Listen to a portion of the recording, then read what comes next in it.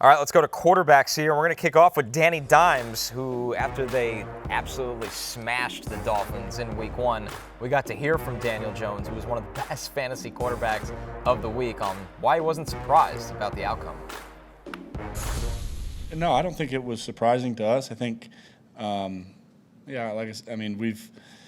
had a lot of confidence based on our preparation and the work we've put in through training camp and kind of where we think we've grown and improved. You always got to go out there and do it on the field and perform. So there's that element to it. But no, we weren't surprised. But like I said, now the challenge is to grow with it, build, and continue to develop as a team, as an offense. Yeah, this week will be the real test. They're home against the Broncos.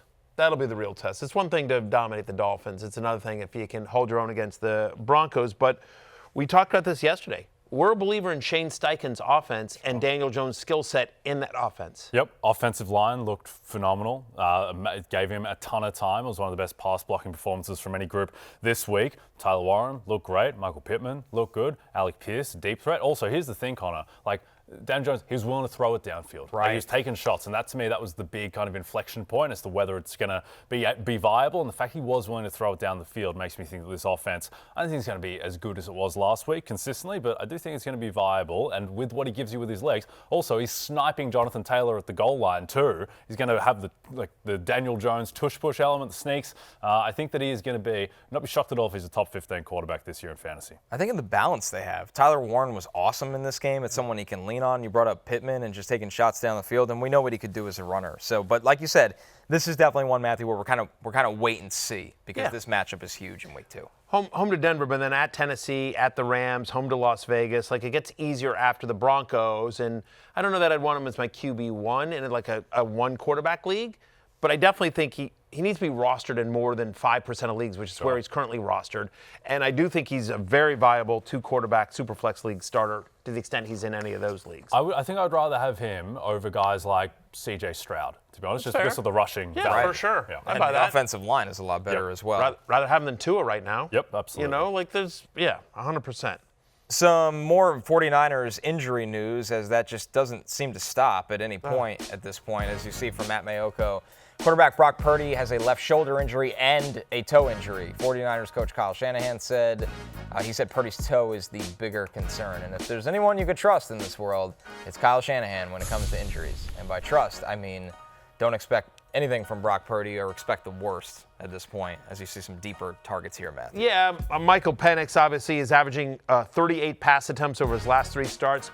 We talked about Geno. Geno looked good. Geno looked really good against the Patriots and just a perfect fit for Chip Kelly's offense. They were top 3 in passing yards per attempt, and average depth of target in week number 1. And then the last one there, you saw Jaxson Dart. I thought Russell Wilson looked. It was not a Russell. It looked Cooper Cup-ish. He looked bad. Yeah. He looked bad, and they've already named Russell Wilson as the starter for week 2, but I think we see Jaxson Dart sooner than later. Honestly, they should start Jaxson Dart this week. They're afraid to put him behind that line. That's what it is. Andrew Thomas didn't play. He's not ready, which is a very big concern. But I don't think this is one Andrew Thomas patch away from being fixed. I thought the whole unit was bad. Still, though, you can't throw Russ out there if he's going to look like that. I would set the over-under at 4.5 weeks. I think they might have the Saints in week 5. I think that's and then you go Eagles, Denver, Eagles. Yes. Yeah, so there's no soft landing. No, at some point you just have to sort of throw him out there, and he's just going to have to learn. But, they have to – Jaxson Dart, I think, will be a very viable fantasy quarterback because of his rushing whenever he gets the job there. Honestly, if I was the Giants, I'd have start Jameis this week. If they don't want to put Dart behind that line, I get it, but throw Jameis out there because that was at bad. some point, Brian Daboll's got to do everything he can to win. Yeah, so that was the clock's brutal. already ticking. That was brutal for your Giants. I don't understand why you backed them. But I'm a Saints man now. No. You can't. If you need a defense. Here's some options for you. Not allowed. At the top, the Rams, who might have the best front in football. They're just insane. They got the Titans, and we saw how Denver kind of made life tough for Cam Ward. The Niners against your Saints, Jay. The Cowboys against the Giants, who, as Matthew said, are still starting Russell Wilson, so that gives you some optimism for the Cowboys defense.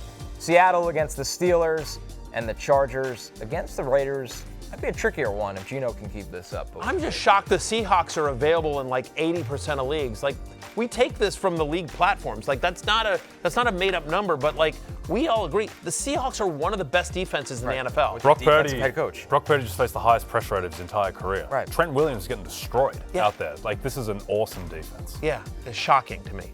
Hey, it's Matthew Berry from NBCSports.com and Rotoworld.com, and I want to thank you so much for watching whatever it is you just watched, or if nothing else, being too lazy to click out of the autoplay after this video started, after whatever it is you actually wanted to watch finished. But now that you're here, I'd like to take a moment here to ask you respectfully now, okay? I'm asking you respectfully to subscribe to the NFL on NBC YouTube channel. You'll get the latest Roto-World fantasy news headlines, all sorts of great shows, including my own Fantasy Football Happy Hour. So go subscribe now. Again, I'm asking respectfully.